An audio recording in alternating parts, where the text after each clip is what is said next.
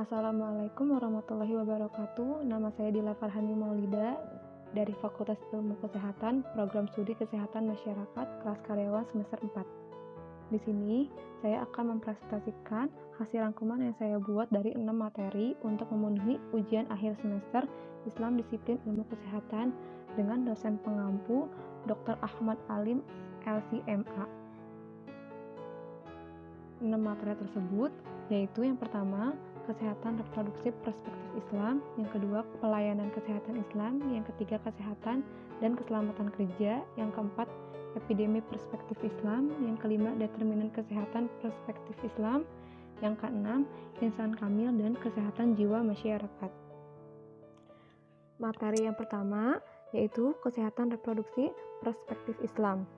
Kesehatan reproduksi adalah kesehatan secara fisik, mental, dan kesejahteraan sosial secara utuh pada semua hal yang berhubungan dengan sistem dan fungsi, serta proses reproduksi, dan bukan hanya kondisi yang bebas dari penyakit atau kecacatan. Berkaitan dengan bagaimana kesehatan reproduksi untuk kaum ibu dalam perspektif Islam, yang pertama itu adanya haid. Dari sisi biologis, perempuan sudah mengalami haid, artinya telah mampu untuk bereproduksi. Haid adalah rutinitas yang dialami oleh setiap wanita, dan darah haid itu adalah darah kotor. Sel telur yang tidak dibuahi kemudian mati dan tidak berguna lagi sehingga keluar pada waktunya bersamaan dengan darah. Itu hal yang normal dan siklus reproduksinya sehat.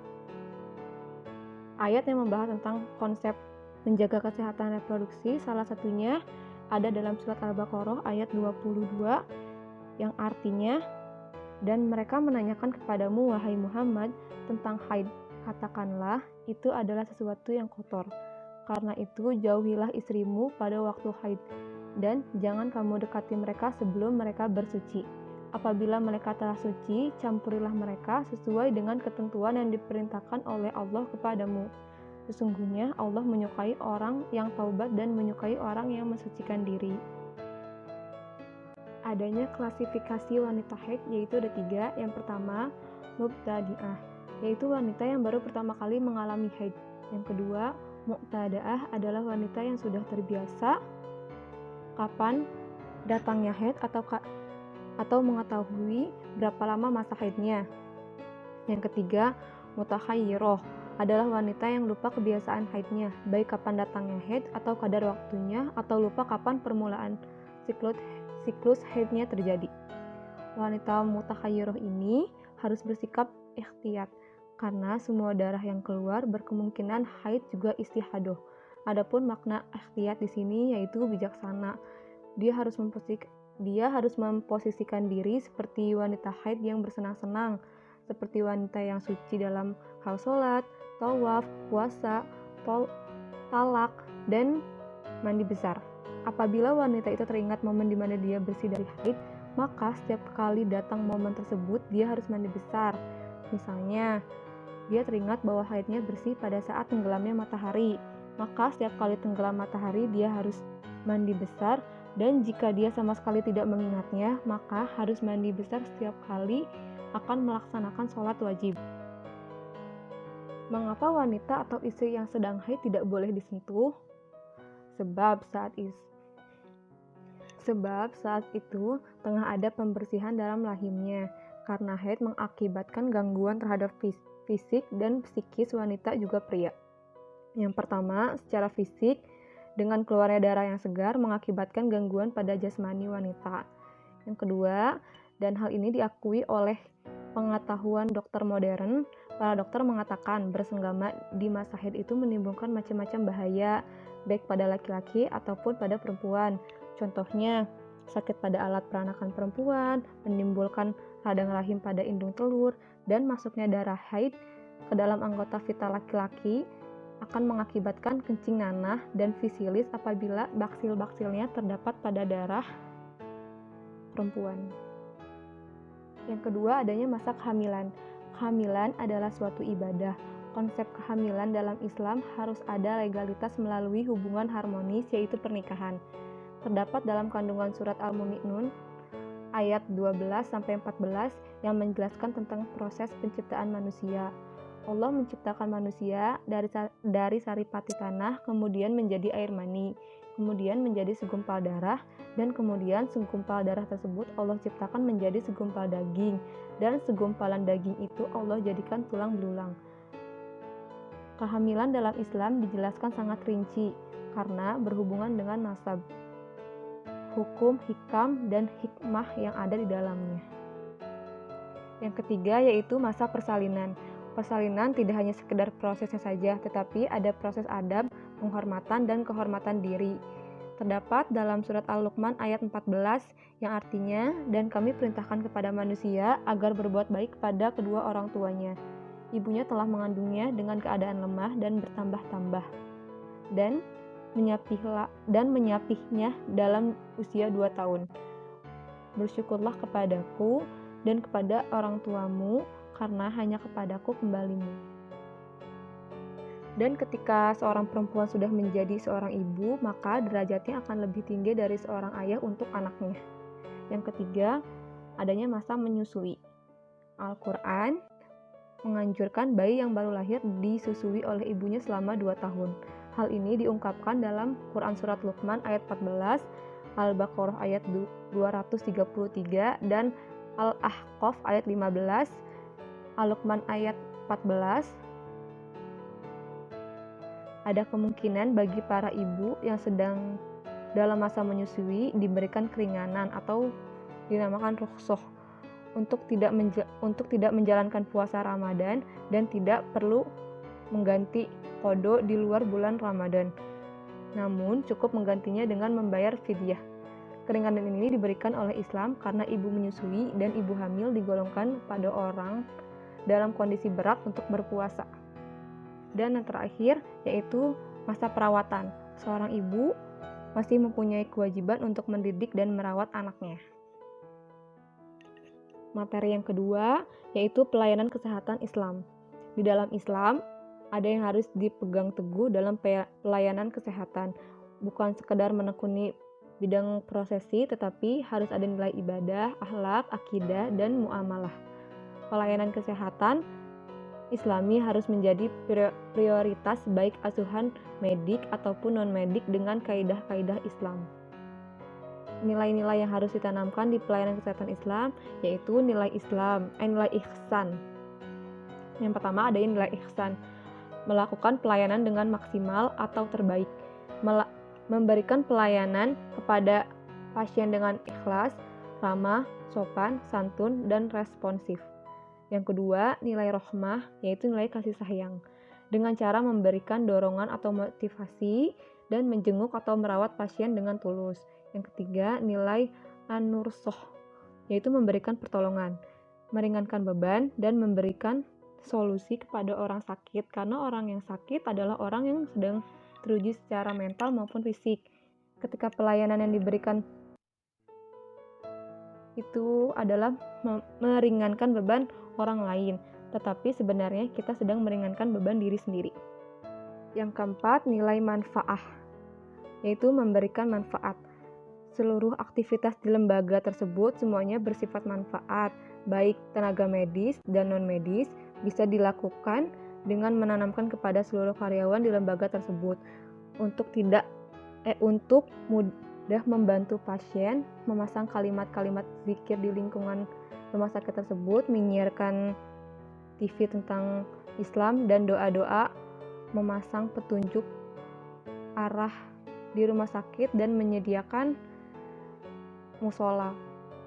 Yang kelima, al-aliyusr, memberikan kemudahan. Yang keenam, nilai ma'ruf, berbuat baik sesuai urf, yaitu urf di sini yaitu artinya tradisi. Dapat dilakukan dengan menggunakan bahasa yang baik dan halus dari daerah di mana pelayanan itu dilakukan. Yang ketujuh, nilai as-surur, memberikan kebahagiaan. Memberikan pelayanan sama dengan memberikan kebahagiaan kepada pasien atau keluarganya, maka akan menghilangkan hal-hal yang membuat orang lain menjadi susah. Yang kedelapan, nilai ukhuwah, membangun tali persahabatan, membangun ukhuwah dengan orang lain yang tujuannya merekatkan tali sehingga jaringan kita semakin luas dan memberikan kenyamanan kepada pasien. Manfaatnya, munculnya loyalitas dalam diri pekerja, segala aktivitas dalam bekerja semata-mata untuk mencari pahala dan ridho Allah. Pasien merasa nyaman dan membuat peluang untuk pasien kembali lagi ke fasilitas pelayanan kesehatan tersebut, menjadikan pelayanan kesehatan Islam memiliki ciri khas sopan, santun, dan sabar. Dan terakhir, pedoman manajemen pelayanan kesehatan Islam menganut pedoman Islam. Model pelayanan kesehatan menjadi prioritas sehingga segala bentuk kegiatan, baik itu asuhan medisnya ataupun asuhan keperawatannya, harus dibingkai dengan nilai-nilai dan kaidah Islam. Materi yang ketiga yaitu kesehatan dan keselamatan kerja. Konsep ketiga syariah dalam Islam yang dilindungi mencakup 5 hal yang menjadi kepentingan utama manusia. Yang pertama, sudut hifzun ad-din, menjaga agamanya, yaitu pekerjaan yang bisa sholat tepat waktu bagi karyawannya, pekerjaan yang tidak meninggalkan sholat Jumat atau sholat 5 waktu lainnya. Yang kedua, maqasid syariah, yaitu menjaga kesehatan dan nyawanya. Pekerja harus mendapatkan kesehatan, keselamatan dari perusahaannya. Yang ketiga, diselamatkan dari sisi akalnya, terjaga dari kesehatan akalnya, tidak depresi dan tidak dihasut oleh hal-hal yang tidak baik. Yang keempat, menjaga keturunannya. Maksudnya yaitu hendaklah dibuat lingkungan yang sehat agar tidak jadi lingkungan yang menyimpang dan merusak sisi rumah tangga. Yang kelima, keselamatan hartanya. Artinya orang yang bekerja di situ tidak hanya selamat dari kesehatannya, tapi harus selamat dari sisi keuangannya juga. Upah yang diberikan harus pantas dengan kerjanya, kinerja kerjanya. Ada 3 prinsip yang diajarkan dalam Islam. Yang pertama, meniadakan kemudaratan.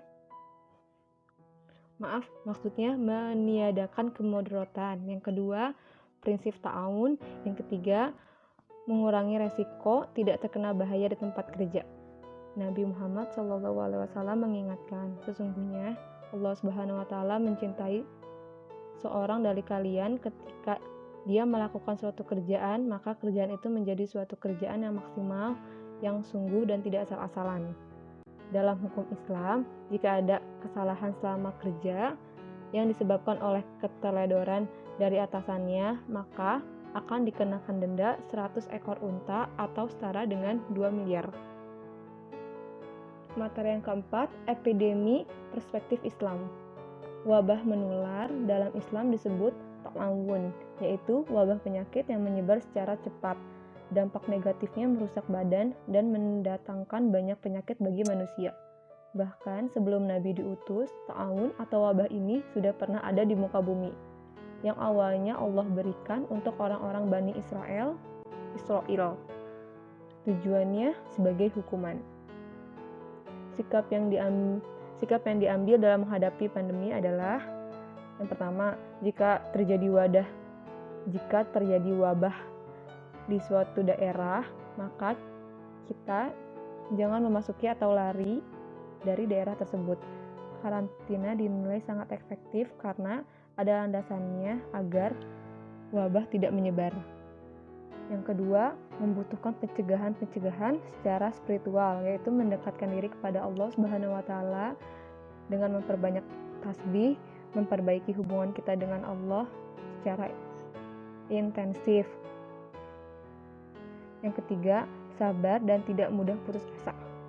Yang keempat, pendekatan yang bersikap preventif seperti memakai masker dan menjaga jarak agar tidak tertular. Yang selanjutnya, memperbaiki ketahanan tubuh dengan mengkonsumsi vitamin, buah-buahan, dan makanan bergizi yang menguatkan imun. Yang terakhir, menghindari kerumunan. Sebagai seorang muslim, harus menyikapi peristiwa ini dengan cerdas, tidak mudah terbawa isu-isu hoax, menganalisinya berdasarkan ilmu, tidak berdasarkan opini, senantiasa bersandar kepada Allah Subhanahu wa taala dan berikhtiar berdoa agar pandemi ini segera sirna. Materi yang kelima yaitu determinan kesehatan. Sehat dalam Islam yaitu sehat secara fisik, lahir dan batin, tidak bisa dipisahkan dan saling mempengaruhi serta melengkapi. Faktor-faktor yang mempengaruhi kesehatan dalam perspektif Islam. Yang pertama, berdoa. Berdoa memberikan energi positif dan kekuatan serta nutrisi bagi jiwa dan raga manusia. Yang kedua, sholat tahajud. Yang ketiga, perilaku pola hidup sehat. Hidup sehat ini juga melibatkan hal dan haramnya apapun yang kita lakukan dan kita dapatkan. Yang keempat, faktor sosial. Penyakit datang dari diri sendiri yang selalu emosi, temperamen, serta tidak mau memaafkan terhadap orang lain. Obatnya adalah dengan bersedekah serta berbagi sesama makhluk hidup agar menghilangkan penyakit dari diri kita. Yang kelima, lingkungan. Lingkungan yang sehat mendatangkan kesejahteraan bagi masyarakat. Bersih merupakan bagian dari keimanan. Dengan cara gotong royong membersihkan jalan di wilayah tempat tinggal dan tidak merokok di wilayah KTR. Yang keenam, genetik. Dalam Islam dilarang menikah dengan satu darah kandung atau saudara perseasian. Hal tersebut tidak dibenarkan karena akan menimbulkan penyakit bawaan dan kecacatan pada anaknya. Yang ketujuh, pelayanan kesehatan. Pelayanan kesehatan yang baik bisa membantu mencegah datangnya penyakit atau pemulihan kesehatan dari sisi promotif, preventif, kuratif, dan rehabilitatif yang diberikan pelayanan kesehatan. Yang kedelapan, adanya pengetahuan. Semakin banyak pengetahuan seseorang tentang pentingnya menjaga kesehatan akan memberikan pengaruh untuk pola hidup yang lebih sehat. Yang kesembilan, latar belakang budaya. Budaya dan kebiasaan sudah melekat di masyarakat, akan mempengaruhi kesehatan seseorang. Selama budaya itu memberikan pengaruh baik, maka tetap dipertahankan. Yang ke-10, faktor emosional. Ketenangan jiwa seseorang adalah separuh dari kesehatan badannya. Seseorang yang temperamen mudah terserang penyakit. Yang ke-11, faktor ekonomi. Status ekonomi bukan yang paling utama, tetapi jika status ekonomi cukup, maka mampu memenuhi gizi dan nutrisi yang baik bagi kesehatannya.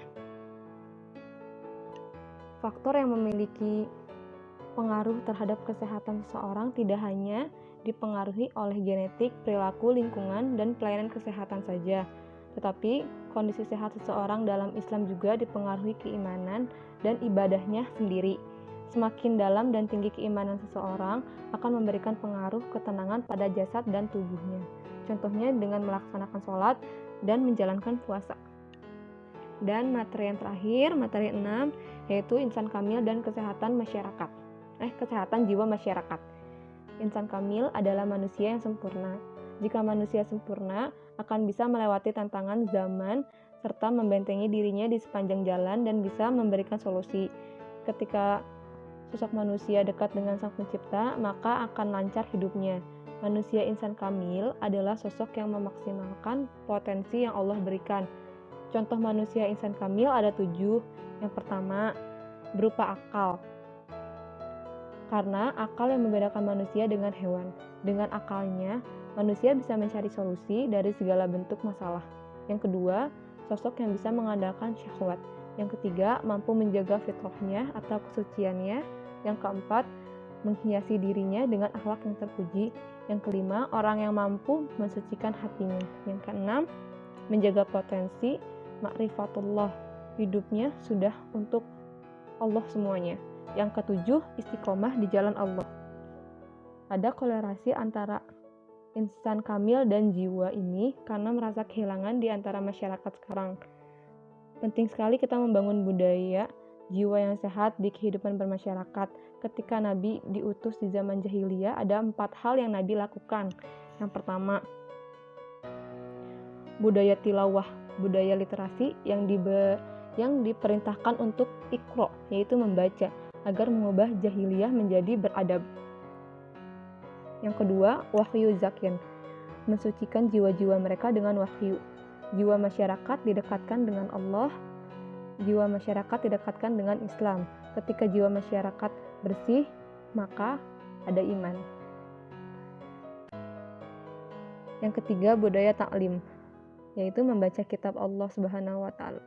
Yang keempat, budaya hikmah, meletakkan sesuatu pada tempatnya agar ada keadilan. Jika ada keadilan, maka ada kesejahteraan di masyarakat. Seperti yang dijelaskan dalam Quran surat Al-Jumu'ah ayat 2, yang artinya dialah yang mengutus seorang Rasulullah kepada kaum yang buta huruf dari kalangan mereka sendiri dan membacakan kepada mereka ayat-ayatnya, mensucikan jiwa mereka dan mengajarkan kepada mereka kitab dan hikmah atau sunnah. Meskipun sebelumnya mereka benar-benar dalam kesehatan yang nyata. Maaf, maksudnya bukan kesehatan tetapi kesesatan yang nyata. Demikian presentasi dari saya, kurang lebihnya mohon dimaafkan. Wassalamualaikum warahmatullahi wabarakatuh. Assalamualaikum warahmatullahi wabarakatuh.